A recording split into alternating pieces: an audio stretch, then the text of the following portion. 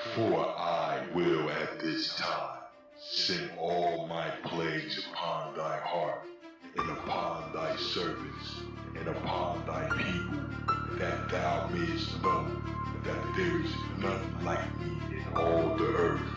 For now I will stretch out my hand, that I may smite thee and thy people with pestilence, and thou shalt be cut off from the earth. And in very deed for this cause have I raised thee up, for to show thee my power, and that my name may be declared throughout all the earth. The graph below shows that in 2013, among men, Caucasoid men had the highest rate of getting melanoma of the skin, followed by American Indian, Alaska Native, Hispanic, Asian Pacific Islander, and then at the bottom they'll say black men. But I'm going to show you, you're going to see there's actually none for black men. Among women, white women had the highest rate of getting melanoma of the skin, followed by Hispanic, American Indian, Alaska Native, Pacific Islander. If you look at the statistics in Israel, in the actual land of Israel today, them white people ain't the real Israelites over there. Skin cancer is at 60% in Israel. All right. So let me play this. This is very interesting, very powerful. And the Most High is speaking right now. As the heroin epidemic continues to sweep across the country, a group in Seattle wants to set up safe houses to give addicts a place to shoot up with supervision. When there was a drug issue in the African American community, we were prosecuted, we were put in jail, children were put in foster care, families were ripped apart. It was treated like a criminal justice issue. We had Rockefeller drug laws. Our jails were filled with men and women that looked just like me and people from the 43rd Assembly District. But now, we have an opiate issue. It is affecting another demographic, and now it is a health issue.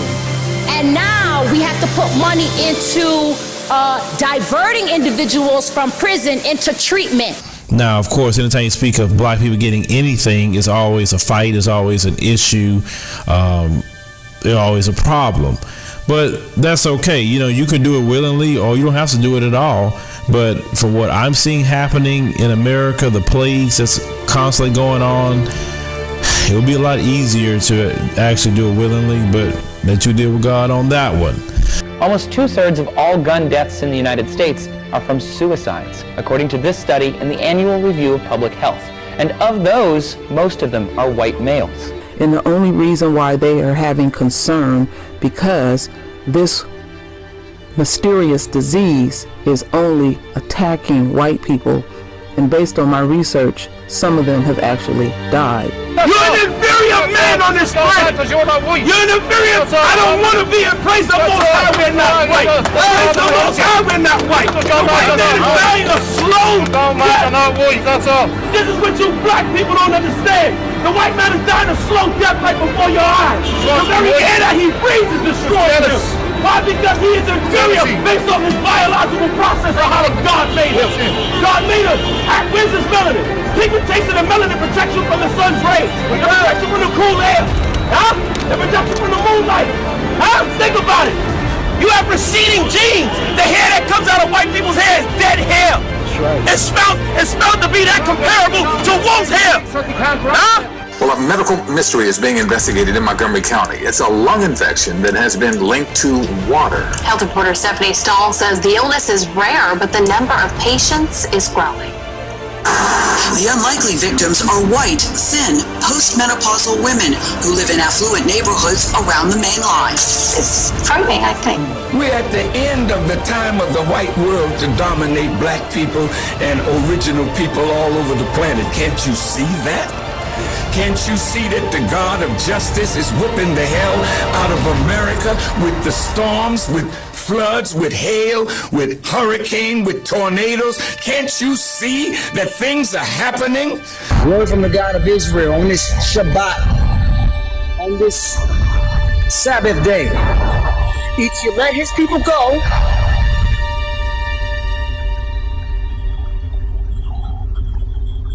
or you're going to have him to deal with.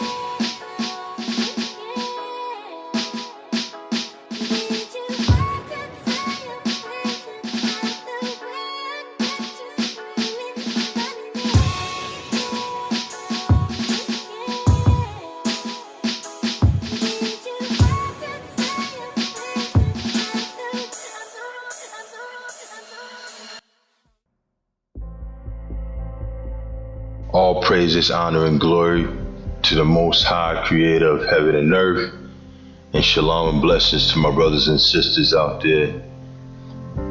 This video is entitled The Second Exodus, Plagues Part 2.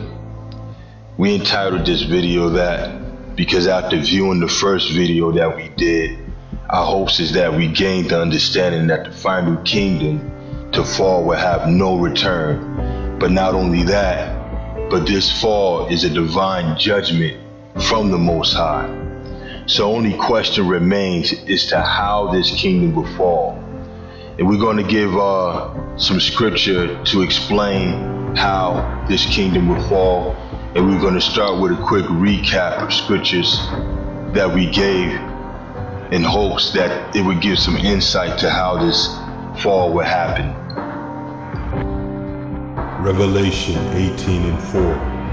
And I heard another voice from heaven, saying, Come out of her, my people, that ye be not partakers of her sins, and receive not of her plagues. The Targums of Ankylos, Genesis account. Knowing thou must know that thy son shall dwell in a land not their own, because thou hast not believed, and they will subjugate and afflict them 400 years, and also that the people whom they shall serve I would judge with 250 plagues. Okay, so we have two precepts here.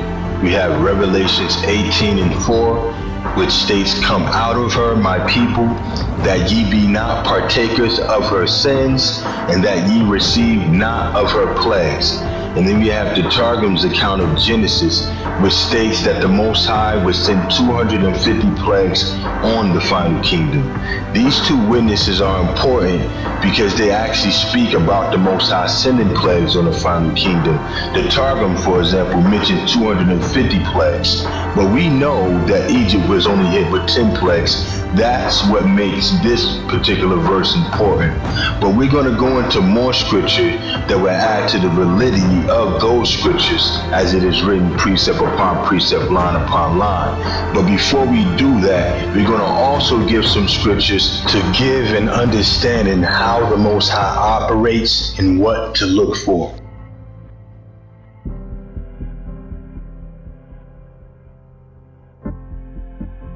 It may happen today, it may happen 10 years from now, it may happen 400 years from now, it may happen 1,000 years from now, but when the Most High says something, it is going to happen. Now, if he says that, if you look at what he did to Egypt the first time, the Most High is moving right now against these nations, and you can see that he's moving against them based on what's happening to him.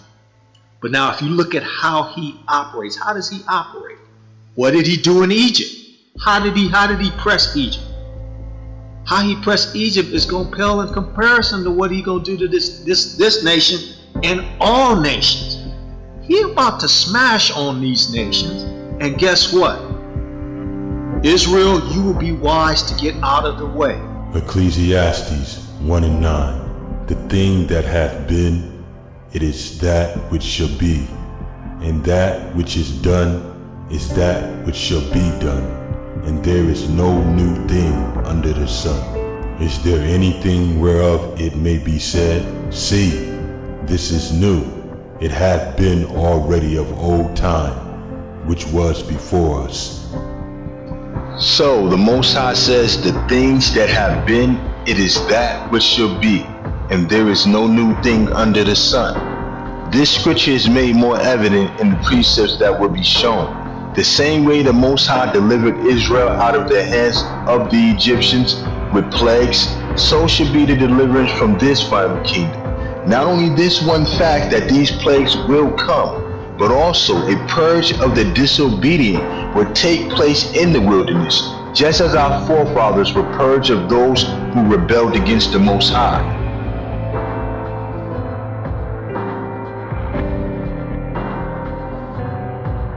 Passing of the cup.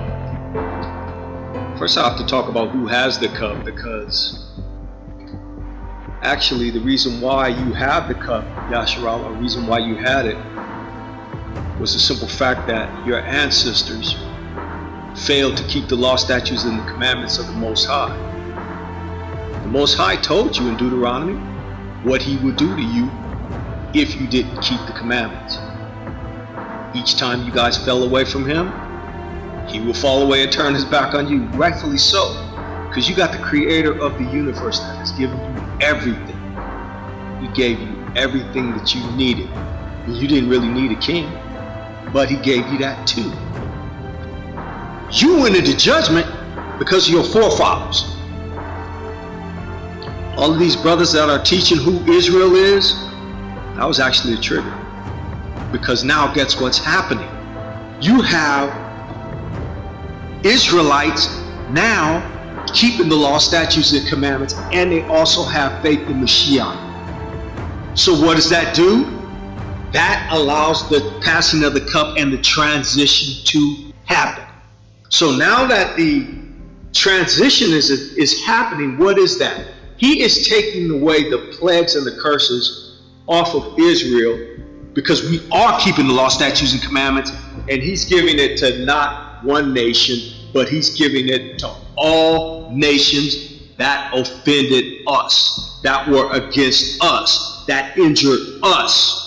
Yes, we are the true children of God. I know that, because only the true children of God would be hated that much. I know that the scriptures have said it so many times. I get that. And this is why the judgment is starting to hit now. And it's going to increase. Think about that. The book of Isaiah 51:21. Therefore, hear now this, thou afflicted and drunken, but not with wine. Verse 22.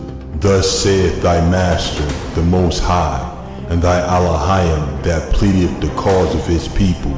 Behold, I have taken out of thy hand the cup of trembling, even the dregs of the cup of my fury. Thou shalt no more drink it again. Verse 23. But I will put it into the hand of them that afflict thee, which have said to thy soul, bow down, that we may go over. And thou hast laid thy body as the ground, and as the street to them that went over. So here you have the Most High looking down and understanding his children are being afflicted. In Isaiah 51:21, he says, hear now this, thou afflicted. He says to his children, to the children of Israel, behold, I have taken out of thy hands the cup of trembling, even the dregs of the cup of my fury. Thou shalt drink it no more again. But what does the Most High say after that? He says, I will put it in the hands of them that afflict thee, which say to thy soul, bow down, that we may go over thee, and thou hast laid thy body as the ground. So the Most High is beginning to take up defense against these heathen for the sake of his people. The book of Jeremiah, chapter 25, verse 15. For thus saith the Most High, Elohim of Israel, unto me, take the wine cup of this fury at my hand, and cause all nations to whom I send thee to drink it, and they shall drink and be moved and be mad because of the sword that I will send among them. So in Jeremiah 25 and 15 through 16, the Most High says, take the wine cup of this fury at my hand, and cause all nations to whom I send thee to drink it. Okay, so the Most High is transferring the curses that were put on Israel, or that cup that Israel had to drink from. He's transferring it over into the heathen's hands, and he's causing every nation to whom he sent Israel, where they were scattered, to drink of that same cup that Israel had to drink of. The book of Jeremiah, chapter 30, verse 16. Therefore all they that devour thee shall be devoured, and all thine adversaries, every one of them, shall go into captivity, and they that spoil thee shall be a spoil, and all that prey upon thee will I give for a prey. Okay, so Jeremiah 30 and 16 gives that example of the cup being transferred. It says, therefore all they that devour thee shall be devoured, and all thy adversaries, every one of them, shall go into captivity, and they that spoil thee shall be a spoil, and all that prey upon thee will I give for a prey. So didn't these heathen devour Israel? Didn't these heathen become adversaries towards Israel? Didn't they take us into captivity? Didn't they spoil us? Didn't they have us as a prey, killing our people? So the same things that they did, the Most High is going to return the recompense upon their own head. You're reaping what you've sown. Your children are reaping what our forefathers sowed into their lives, which was destruction, murder, strife, slavery. And you think for a moment that a just God is going to stand by and not allow justice to come forth? Over and over, it's become the iconic footage. Students running from a school with their hands up. Columbine, Sandy Hook, and now Parkland. School shootings so familiar they go by just one name. Images that look so similar, and yet each time, new families are ripped apart. According to Everytown for Gun Safety, this is the 18th time a gun was fired on school grounds this year. The incident in Oregon marks the 74th shooting on a school campus since the December 2012 mass shooting in Newtown, Connecticut, and the 37th school shooting so far in 2014. U.S. middle-aged white Americans with relatively low education are experiencing rising mortality from alcoholism, drug addiction, and suicide. Now that's all at the same time that every other racial and ethnic group somehow has decreased, but this has increased. So something has gone terribly wrong. So breaking news to my white family out there. The real enemy is you. The real enemy is you. And you want to stop the blood that's going to be shed all over your land and in your homes and in your schools and in your towns and in your villages? Then you better start paying attention to yourself. It's your people. It's you. You're the enemy. Look at your track record. Look at your history. And you think that's not going to come back on you? Okay, earlier I made a statement that plagues and curses are one and the same.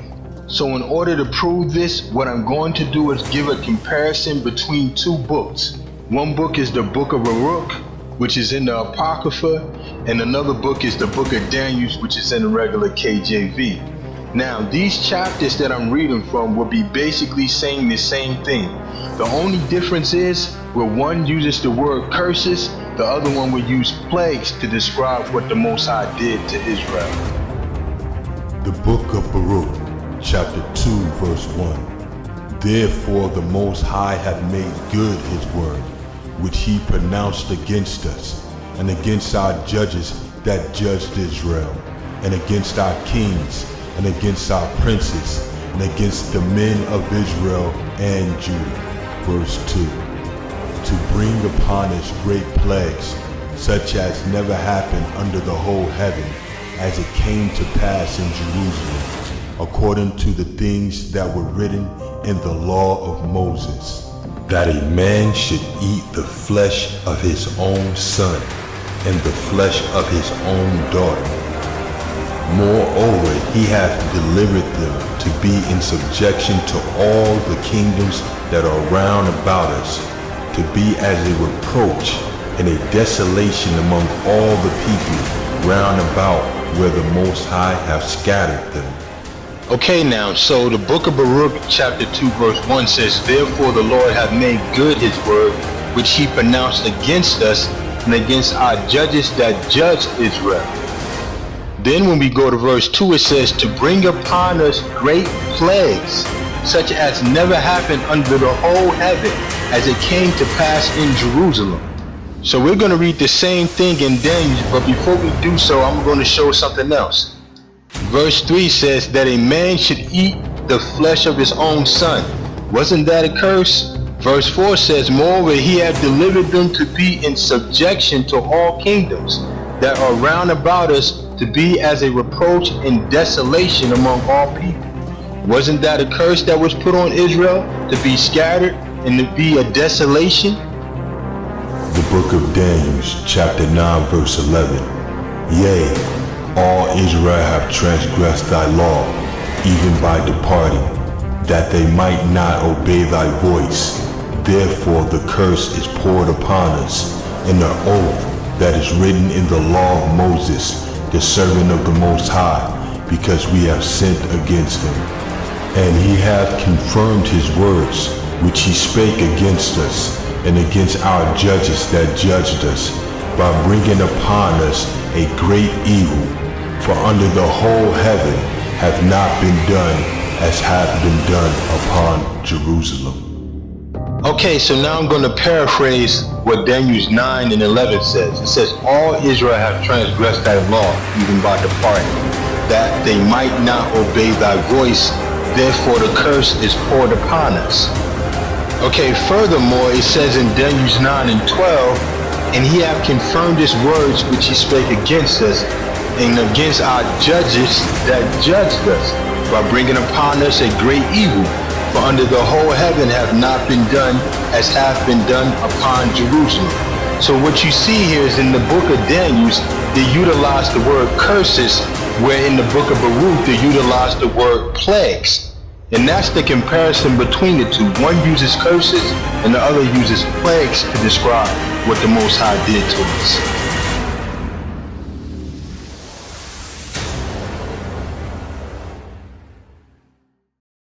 Normally this only happens during a time of plague or epidemic or war for these death rates to jump, certainly over the past century.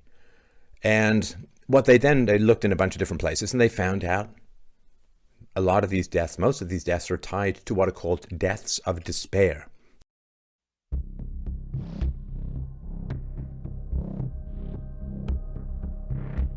What we are seeing now is we are actually seeing the plagues hitting these nations. Let's look at the condition of what's happening to what you would call white people, or call them Edomites. Y'all the weakest people on earth, because when things go awry, the first thing that enters your mind is, okay, I'm gonna kill myself, I'm gonna kill my family.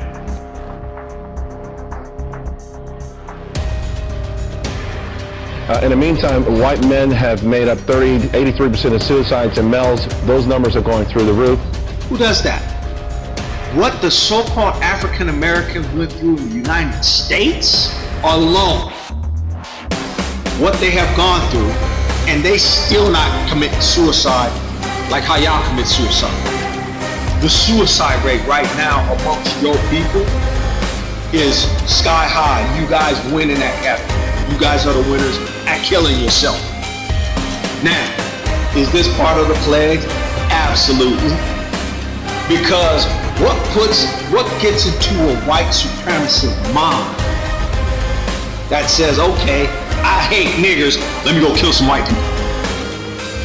Contrary to popular belief, melanated people can live anywhere. But what's interesting is what's happening with the sun right now.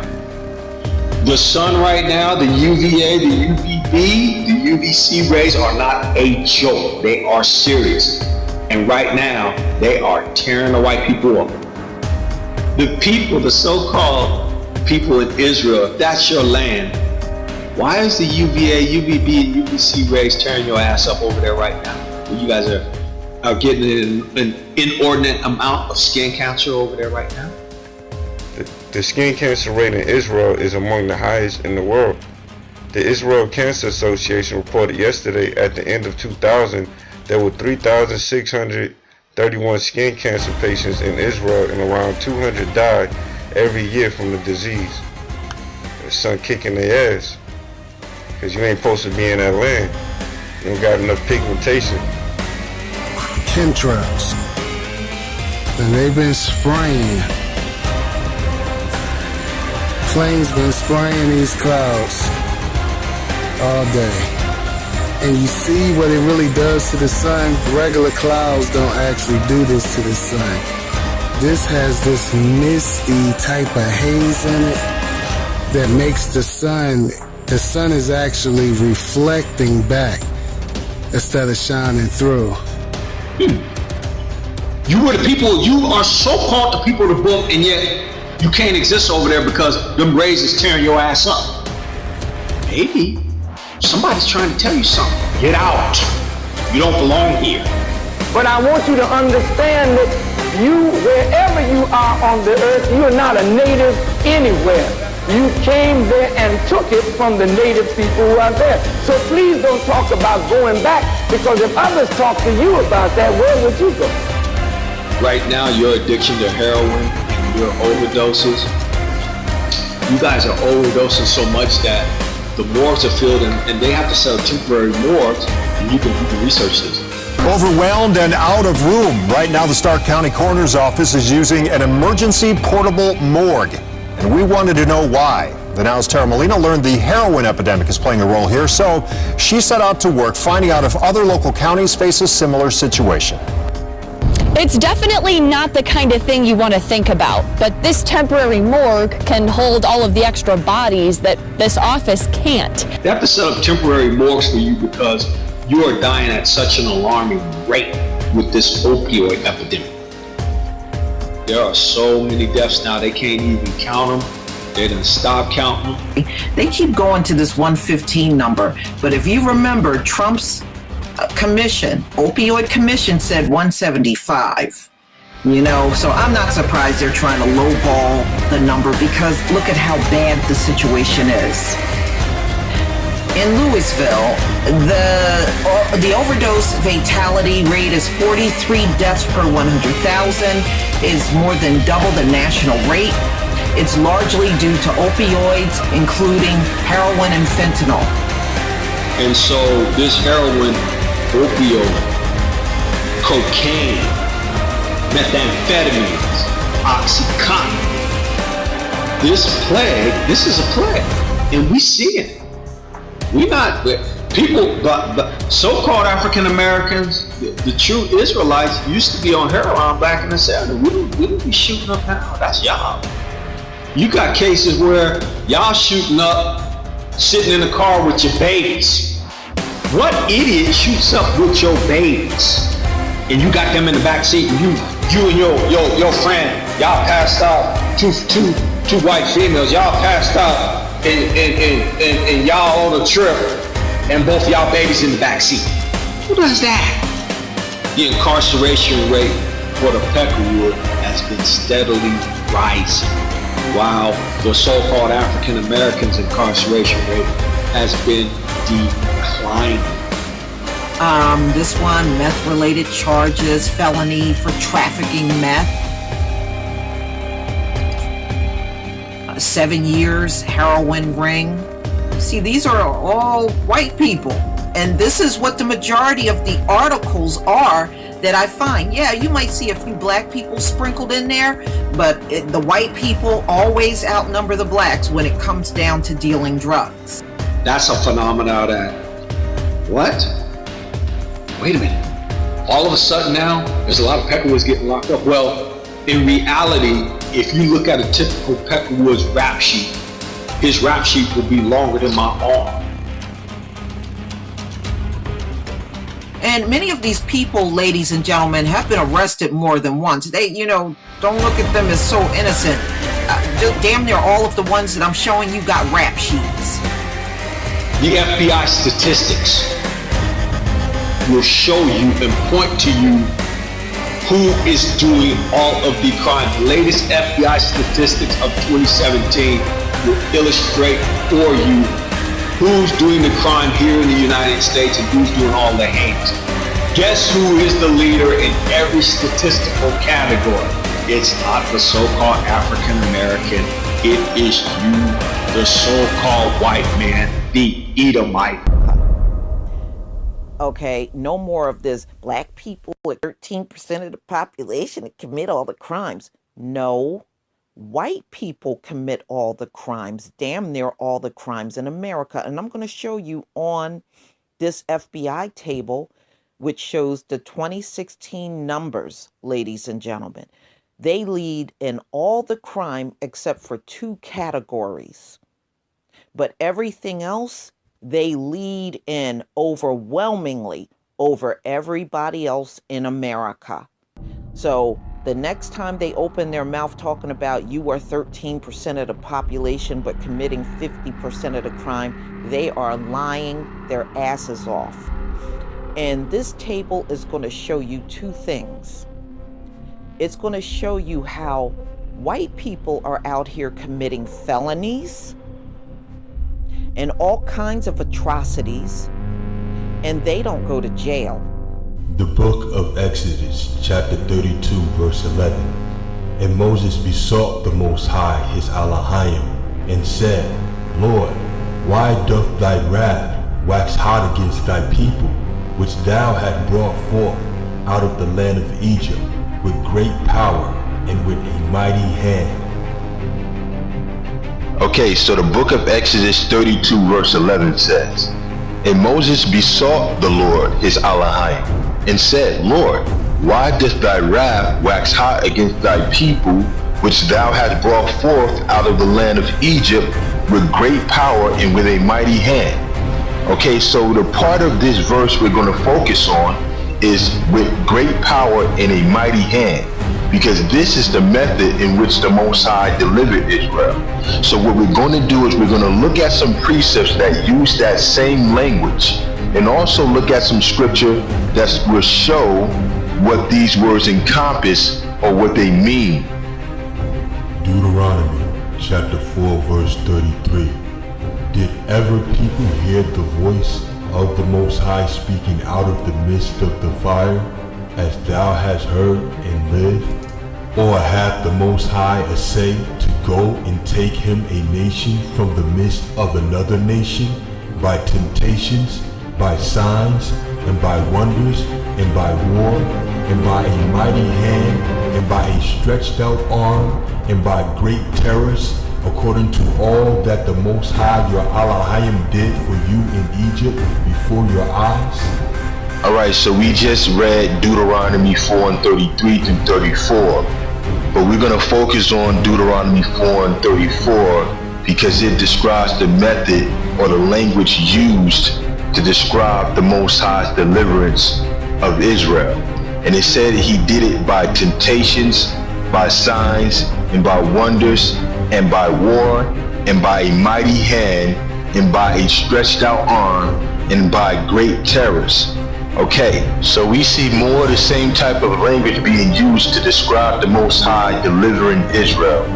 So even though the specifics are not given, we can still understand that these are events or things that happened that ultimately crippled Egypt and left them with no recourse but to let the children of Israel go. The Apocrypha, Book of Judith, chapter 5, verse 11.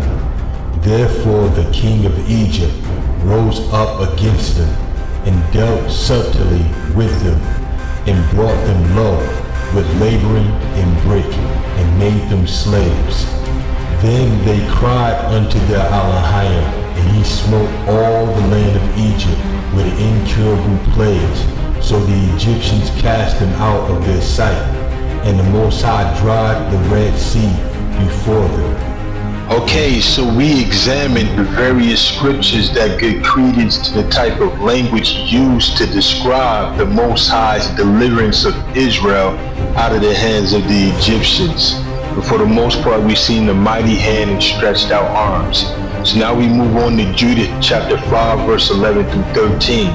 And we're going to focus on verse 12. It says, Then they cried unto the Most High, and he smote all the land of Egypt with incurable plagues. So the Egyptians cast them out of their sight. So what do we see? We see that the Most High delivered Israel out of the hands of the Egyptians with a mighty hand and stretched out arms and etc. And what did that mean? It means that the Most High hit Egypt with plagues. Okay, so we've looked at the precepts and we've examined the type of language used to describe the Most High's deliverance of Israel.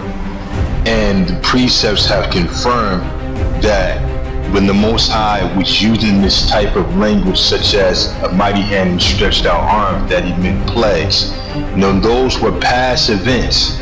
So now we're going to look at current and future prophecy of the plagues and see if that type of language is used also to describe future deliverance of Israel.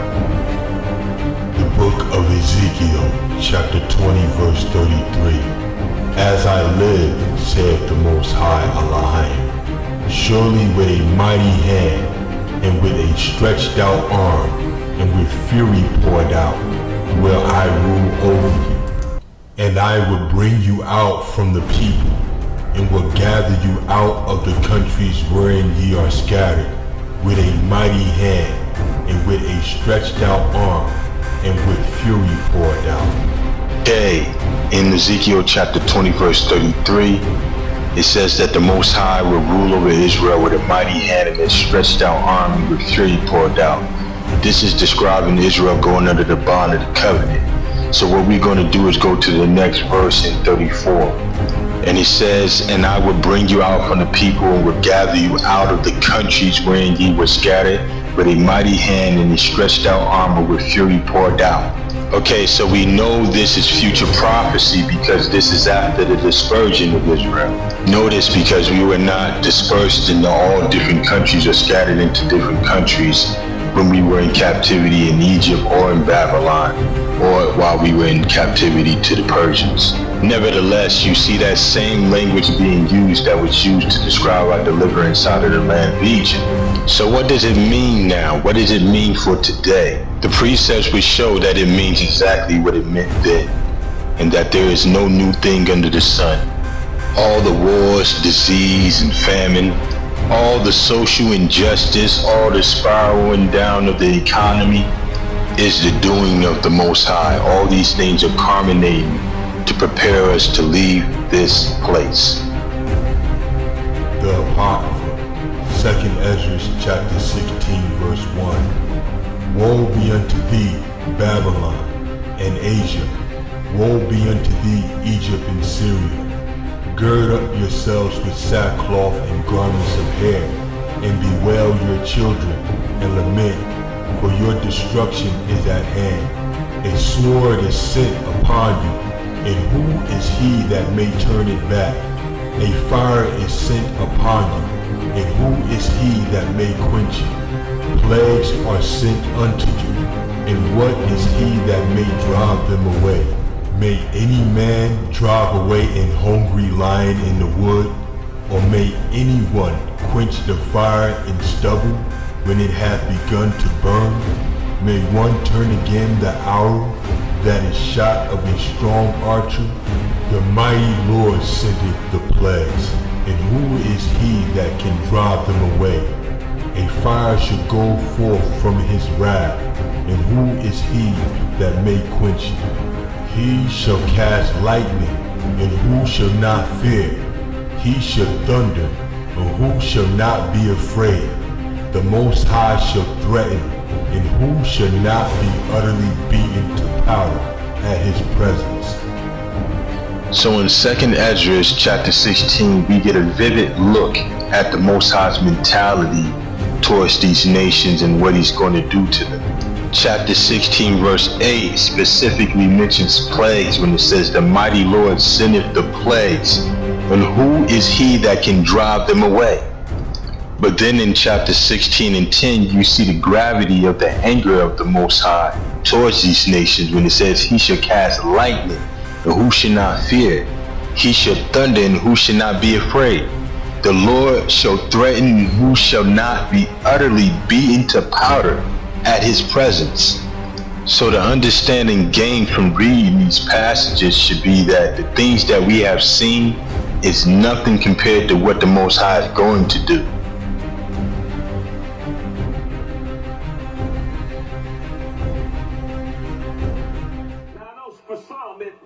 May be a little confusion because in the King James it says the wages of sin is death, and yet in the Mirror Bible it says the rewards of the law is death.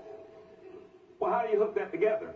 Well, first of all, understand the devil is not trying to get you to sin. He's just trying to get you to keep the law, because if he can get you to keep the law, you will sin. I don't know how many brothers and sisters know this, but there's a reason why the Most High took us out of Egypt before he gave us the law, statutes, and commandments. There's a reason why this kingdom operates the way it does in such lawlessness. There's a reason why the Most High says, come out of her, my people, that ye be not partakers of her sins. And it shall come to pass, if thou shalt hearken diligently. The law is literally our strength that we have with the Most High. And to do all his commandments. The law is literally what will protect us from the nations. The Lord thy God will set thee on high above all nations of the earth. This place knows that. The people that brought us here know these things. That's why they want to keep us in perpetual lawlessness and sin. Through their holidays, through their wicked practices, through their paganism, through all their laws that are against the Most High's laws, they want to keep us separated from the Most High for a reason. I don't have a problem with that. It's the fact that he says he's a Jew. It's the fact that he says he makes subscriptions to the Torah.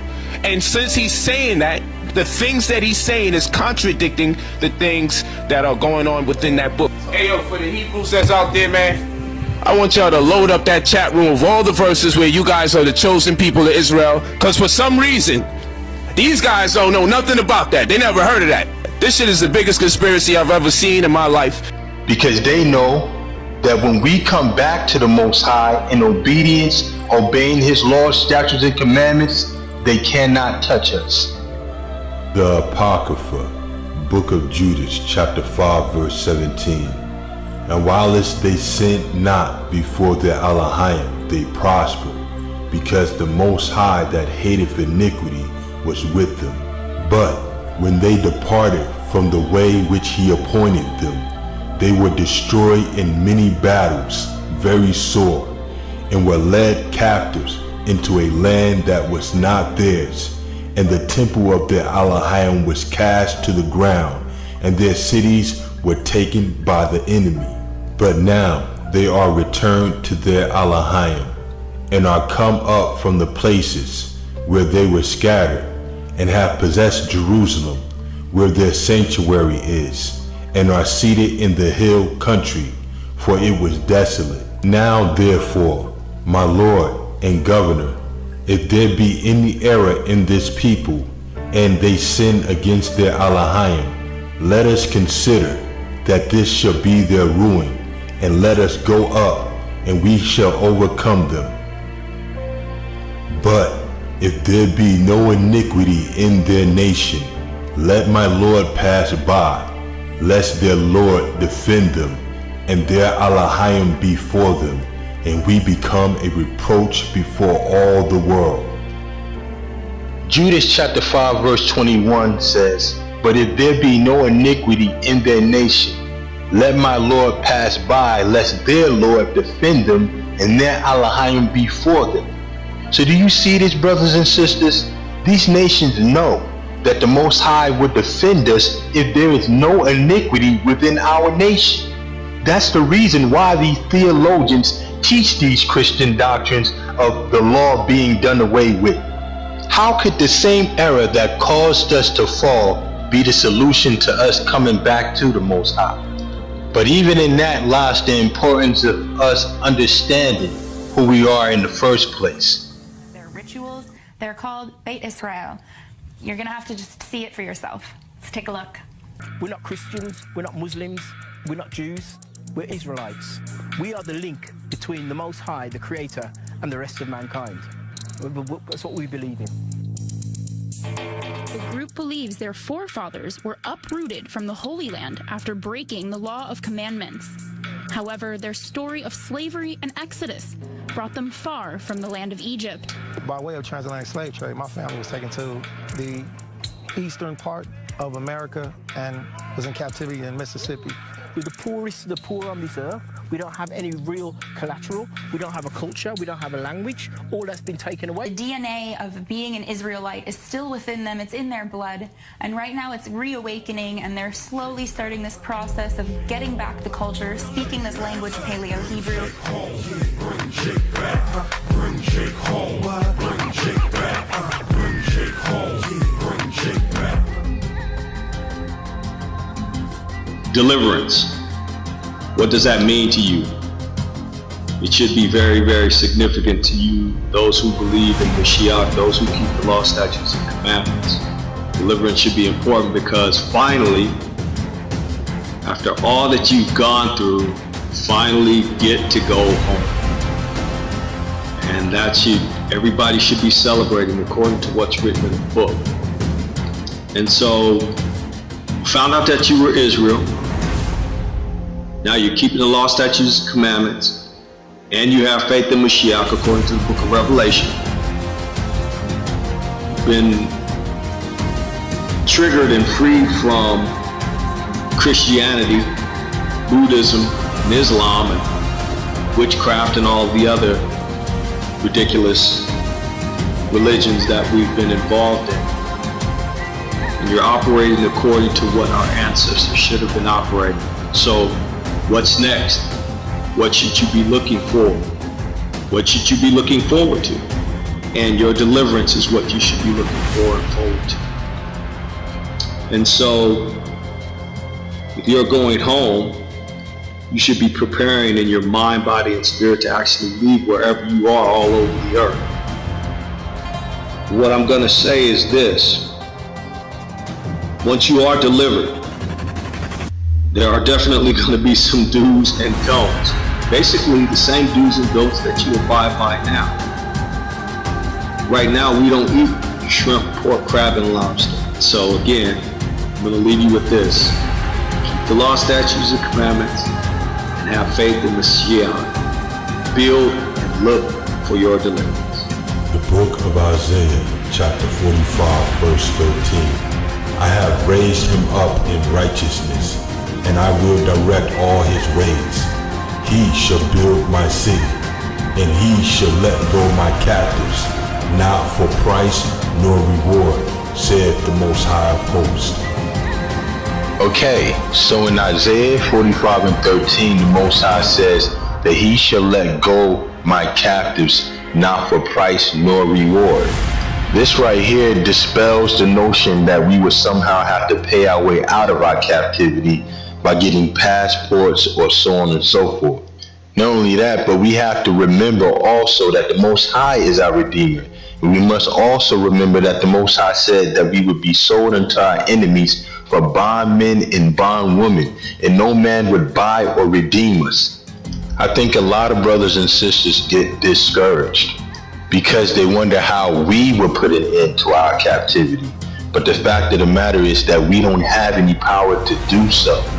But this would be a perfect opportunity for the Most High to show his power. The book of Ezekiel, chapter 20, verse 35. And I will bring you into the wilderness of the people, and there will I plead with you face to face, Like as I pleaded with your fathers in the wilderness of the land of Egypt, so will I plead with you, saith the Most High Elohim. Okay, so in Ezekiel 20 and 35, the Most High says that he would bring Israel into the wilderness of the people, and there he would plead with them face to face. What does it mean that he's going to plead with us? Well, we get a glimpse or understanding of that when we read 20 and 36. Just to paraphrase, he's basically going to plead with Israel the same way that he pleaded with our forefathers in the land of Egypt. Now we know when he pleaded with our forefathers, they were dying for their sins. At this point, there is no more grace for Israel. If you sin, you will die. It is at this point that we will go into a new covenant. And I will cause you to pass under the rod, and I will bring you into the bond of the covenant. Okay, so Ezekiel 20 and 37 says, I will bring you into the bond of the covenant. Okay, time to rattle some Christian cages here.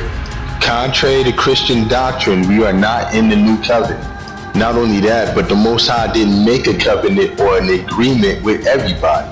And anybody disagreeing would be hard pressed to find a scripture specifically outlining where the Most High says he would make a covenant with anyone other than the children of Israel. The book of Jeremiah, chapter 31, verse 31. Behold, the days come, saith the Most High, that I will make a new covenant with the house of Israel and with the house of Judah. Okay, so we're going to read Jeremiah 31 and 31. And it says, behold, the days come that I will make a new covenant with the house of Israel and the house of Judah. You don't see any other nations being mentioned here, but let's keep going.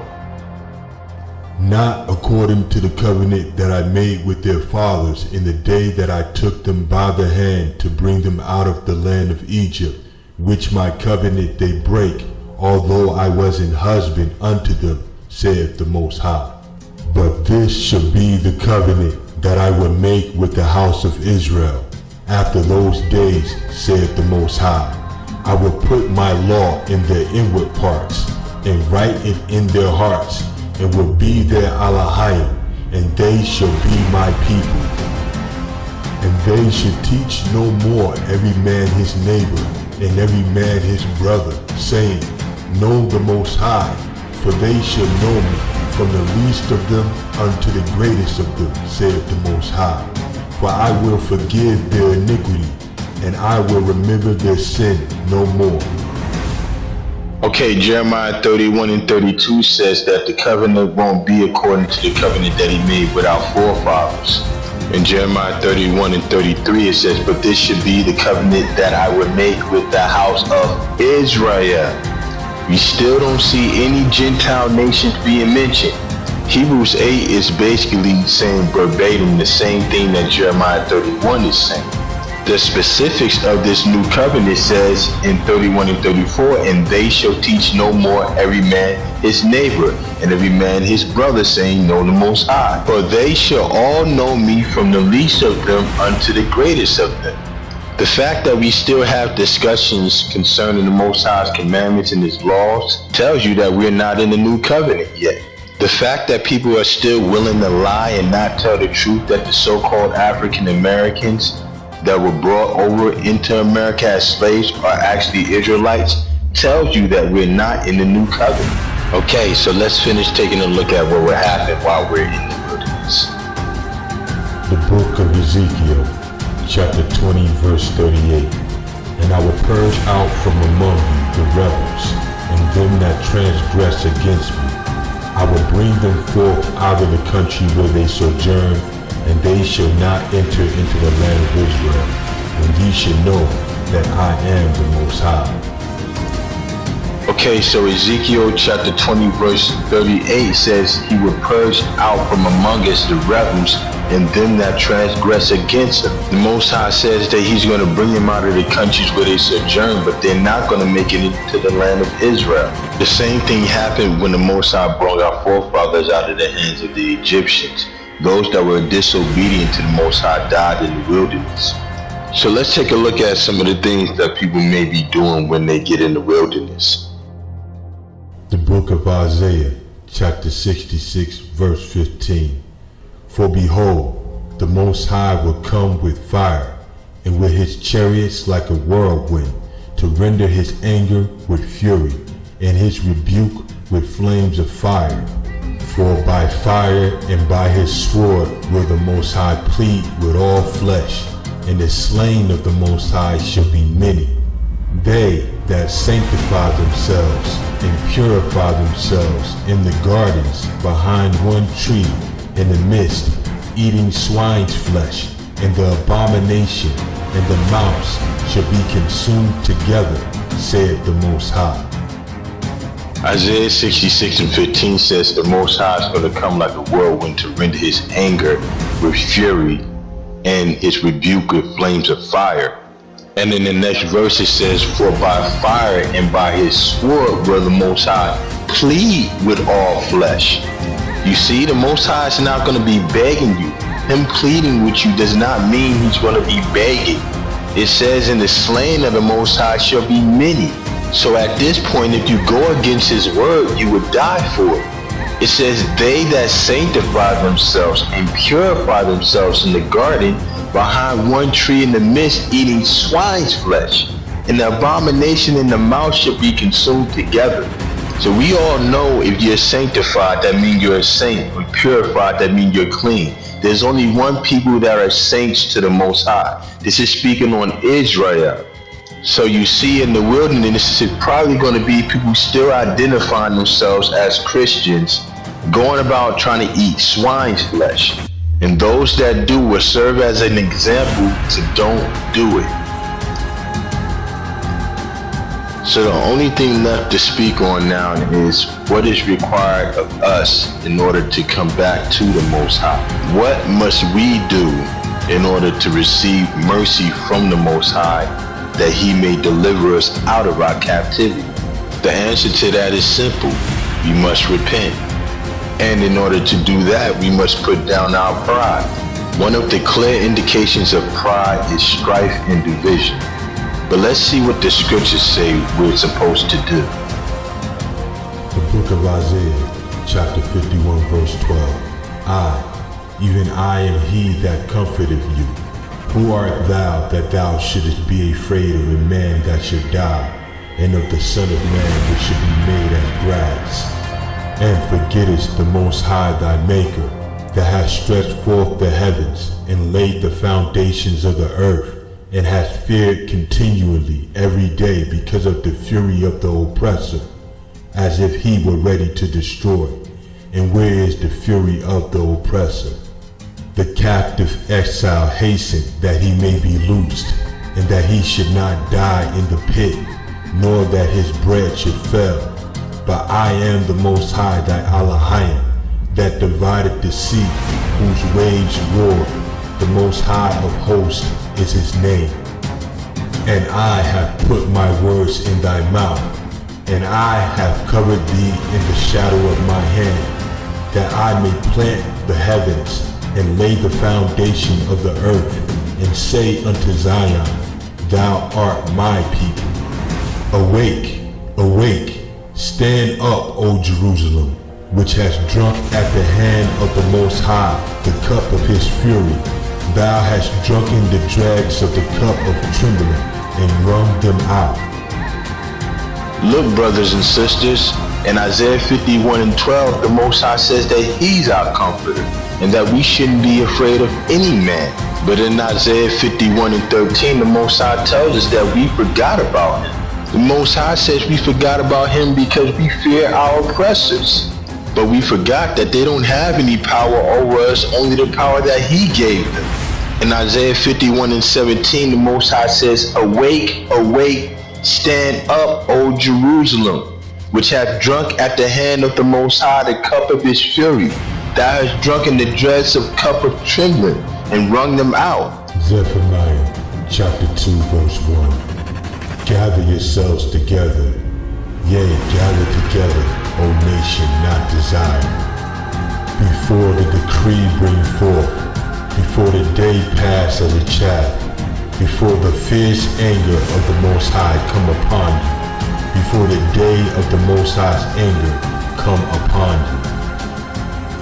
This last scripture in Zephaniah, when I was reading it, it was entitled Judgment on Judah's Enemies. In Zephaniah 2:1, it's plainly put, it says, gather yourselves together, yea, gather together, O nation not desired. In Zephaniah 2:1, we're instructed to gather together. But not only that, as you read further, look what it says. It says, before the decree bring forth, before the fierce anger of the Most High come upon you, before the day of the Most High's anger come upon you. So the Most High is telling us to gather before he brings these plagues. You know, one of the hardest things to see amongst our people is the fact that through all of the death and destruction going on with our people, we're one of the only people that won't unite for self-preservation. We won't unite for our children. But the Most High is telling us that this is exactly what we must do.